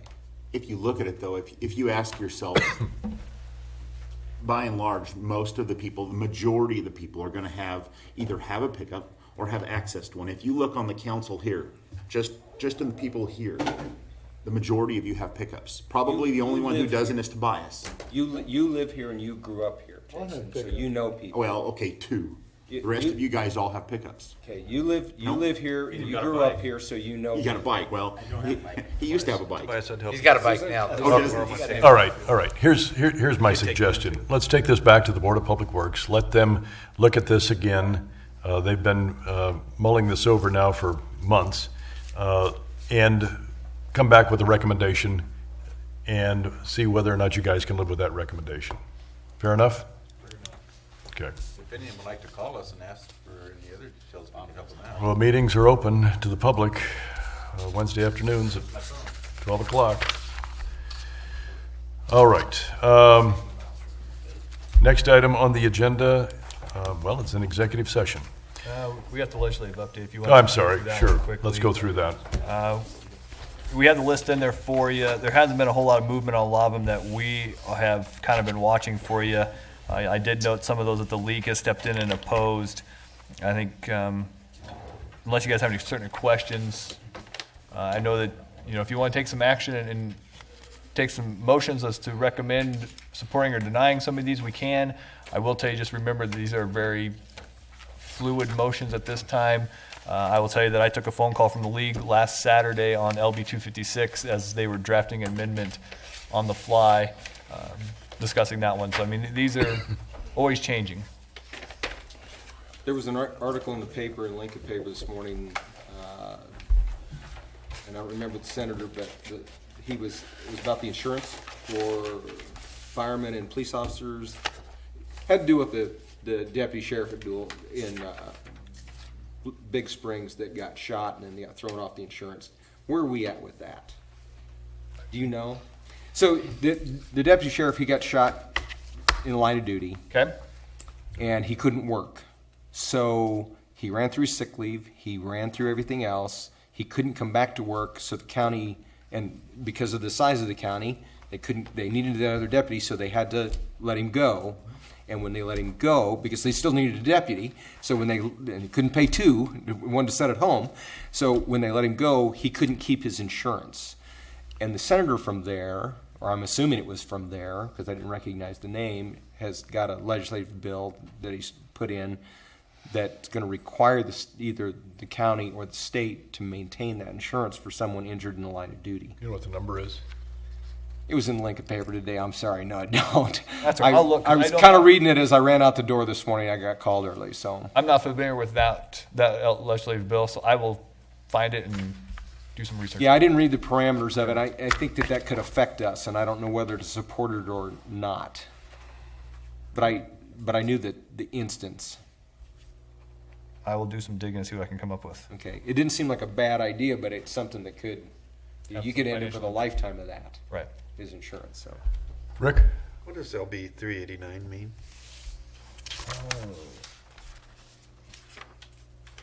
It has to do with the Small Wireless Facilities Act. This is one that, Greg, I think you read this one, but essentially these communication companies would be allowed to attach to any utility pole that we have or put anything on our right-of-way without getting permission is what it would allow.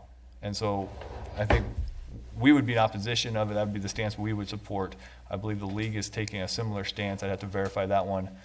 But right now, if somebody wants to put something on our utility pole, they at least have to ask us. Yeah. Or if they want to put something on a right-of-way, they at least have to ask us. This bill would say if it meets these qualifications, they just put it wherever they want to and don't have to ask anybody. Don't we want them to ask us? Yes. I would want them to ask us, yes. Because we currently have one right now that we agreed that they could put up their little communication device on a utility pole. And I talked to Mr. Feist the other day. I think 6 months later, their engineer is still trying to get some verification that if they add a 2-pound little device to our utility pole, that it won't fall over and crash. And he goes, it's 2 pounds, you're fine. But they want a structural engineer to come down and bless it and all types of work. And it's been more of a headache than I think it's worth. So no, we don't want them just to go wherever they feel like going. This is a national thing, though, that stems from stuff that's been going on, I believe, with the SEC and stuff like that in regards to trying to look at how wireless communication systems look to cost savings, but also service providing. And it's not, I don't think at this time it's really the big providers like your Verizons and stuff that are pushing this, but you have these small providers that are trying to get into the market this way. And just trying to eat up right of way any way they can without having to stick a line in the ground. Okay. Anything else, Tobias? No, I don't have anything else. Our next city council meeting is going to be on February 20th, 2017. At this point in time, I would entertain a motion to go into executive session. Mayor, I move that the Beatrice City Council go in closed session at 9:04 PM for the protection of public interest to discuss real estate. Been moved by Catlin that we go into executive session at 9:04. Is there a second? Second. Seconded by Cook. Doug, are you available at 3 on Wednesday? I'm done by Did you see that email? Your vote, please. Favor. And that, 1, 2, 3, 4, 5 to 3, with Hardy, Fairbanks, and Cook voting no.